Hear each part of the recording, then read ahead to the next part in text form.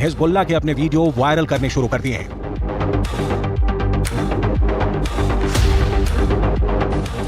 Hezbollah के इस video में बताया जा रहा है कि वो इजराइल पर हमले के लिए तैयार है।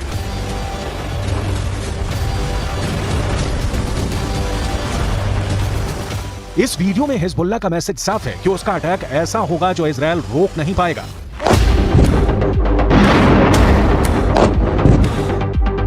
इस वीडियो में हिजबुल्लाह का मिलिशिया कमांडो ऑपरेशन की तरफ इशारा कर रहा है।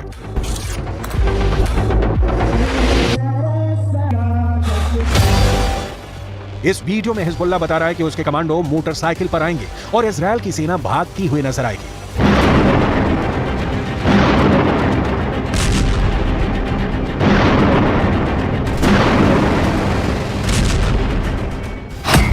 हिजबुल्लाह ने इजराइल को भी धमकी दी है। हिजबुल्लाह ने अमेरिका को भी बता दिया है कि वो समंदर में उसका जंगी बेड़ा डुबो देगा। क्या ऐसा मुमकिन है? हिजबुल्लाह की इस चेतावनी को इजराइल में बहुत गंभीरता से लिया जा रहा है। हिजबुल्लाह कैसे युद्ध लड़ता है ये इजराइल पहले भी देख चुका है। इस बार गाजा को बचाने के लिए हिजबुल्लाह इजराइल से लड़ना चाहता है और इस बात को लेकर इजराइल से ज्यादा अमेरिका बेचैन हो गया है। ये दोनों देश हिजबुल्लाह को आतंकवादी गुट मानते हैं, जबकि रूस, चीन, कतर, ईरान और भारत भी हिजबुल्लाह को आतंकी संगठन नहीं मानते। संयुक्त राष्ट्र भी हिजबुल्लाह को सिर्फ एक मिलिशिया मानता है, लेकिन हिजबुल्लाह की नई धमकियों के बाद कई सवाल उठे हैं।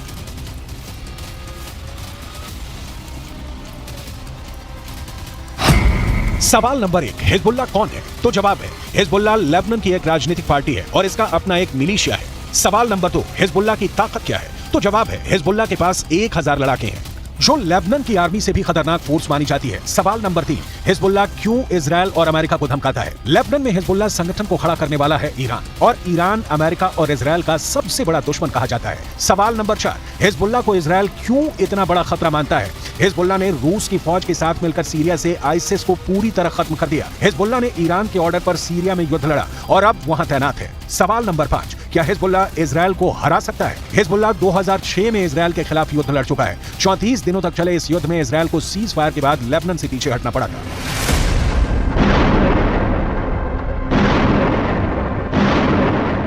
अब 7 अक्टूबर को हमास के अटैक के बाद गाजा पर इजराइल के हमलों ने हिजबुल्लाह फोर्स को सुपर एक्टिव कर दिया है। हिजबुल्लाह ने बहुत साफ शब्दों में कह दिया है कि वो इजराइल पर हमला कर देगा और ये वार्निंग देने से पहले इजराइल तक मैसेज पहुंचा दिया कि अगर इजराइल की सेना फिलिस्तीन के गाजा में घुसी तो वो उत्तरी सीमा की तरफ से इजराइल पर चढ़ाई कर देगा। इजराइल और लेबनान के बीच करीब 130 किलोमीटर लंबा बॉर्डर है और यहाँ संयुक्त राष्ट्र की शांति सेना तैनात रही है। इसमें भारत की फौज भी शामिल है। इस वक्त इजराइल को गाजा से ज्यादा इस बॉर्डर की टेंशन है, क्योंकि अगर इजराइल गाजा में घुसा तो हिजबुल्लाह उत्तर की तरफ से इजराइल से हमला बोल देगा।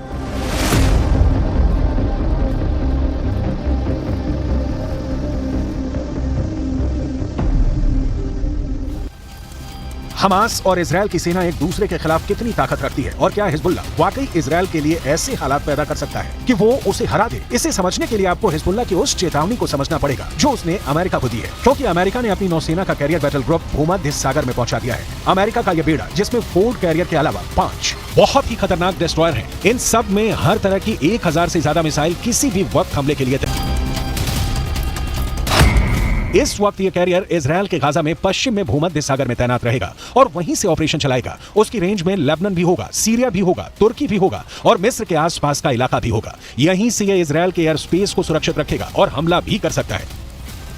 ये सब ऑपरेशन अमेरिका के फोर्ड क्लास के कैरियर और उसके बेड़े में मौजूद बड़े बड़े डिस्ट्रॉयर पूरा कर सकते हैं। ऐसा अमेरिका पहले इराक में कर चुका है, उसने अफगानिस्तान में करके दिखाया है और ईरान को भी वो लगातार धमकी देता रहा है। इजराइल के लिए भी जेराल्ड फोर्ड कैरियर को भेजना एक बड़ा युद्ध छेड़ सकता है।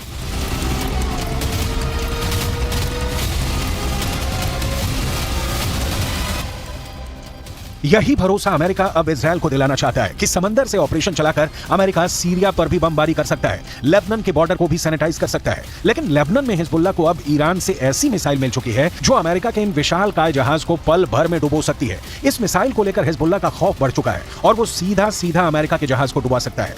इस खतरे को हल्के में नहीं लिया जा सकता। लेबनान ने 2006 में इजराइल में एक कॉर्वेट यानी जंगी जहाज पर एंटी शिप मिसाइल से हमला किया था। इस हमले में इजराइल के युद्धपोत को भारी नुकसान पहुंचा था। अब हिजबुल्लाह के पास जो एंटी शिप मिसाइल है उसकी रेंज 300 किलोमीटर तक है। इसलिए लेबनान या इजराइल से यह फासला बनाना अमेरिका के लिए जरूरी हो जाएगा।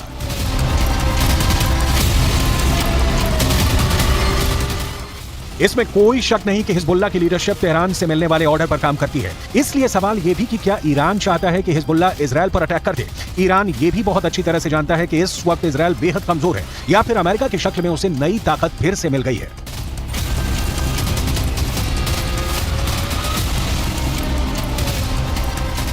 این قضیه 15 مهر به این طرف رژیم غاصب صهیونیستی هم از لحاظ نظامی هم از لحاظ اطلاعاتی یک شکست غیر قابل ترمیم خورده.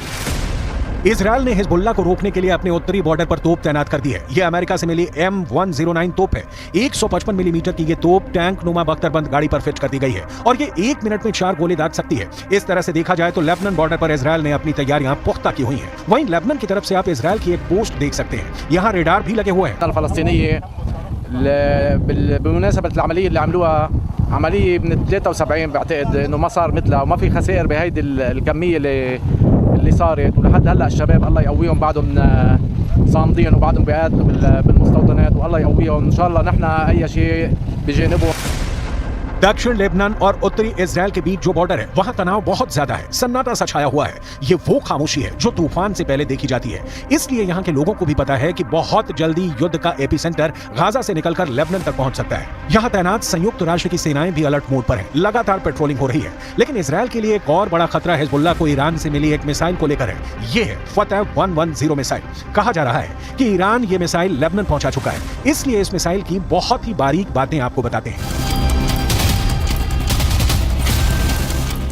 ईरान की यह मिसाइल 300 किलोमीटर तक हमला कर सकती है और यह अपने टारगेट के 3 मीटर के दायरे में गिरती है। एक बैलिस्टिक मिसाइल का इतना सटीक होना बहुत बड़ी बात है और यही बात इजराइल के लिए खतरा है।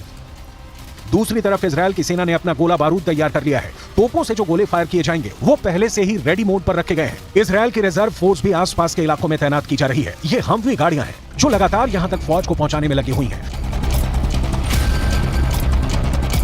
2006 के बाद इस बॉर्डर पर इससे ज्यादा तनाव नहीं देखा गया है और अब हिजबुल्लाह की वार्निंग के बाद सबकी नजर ईरान पर भी है और उसके एक दोस्त सीरिया पर भी है। इजराइल ने गोलान की पहाड़ियों पर भी टैंक पहुंचा दिए हैं। ये जगह सीरिया का हिस्सा थी, लेकिन 1967 में युद्ध के बाद इजराइल ने सीरिया के इस हिस्से को अपने में मिला लिया और तभी से ये इलाका इजराइल के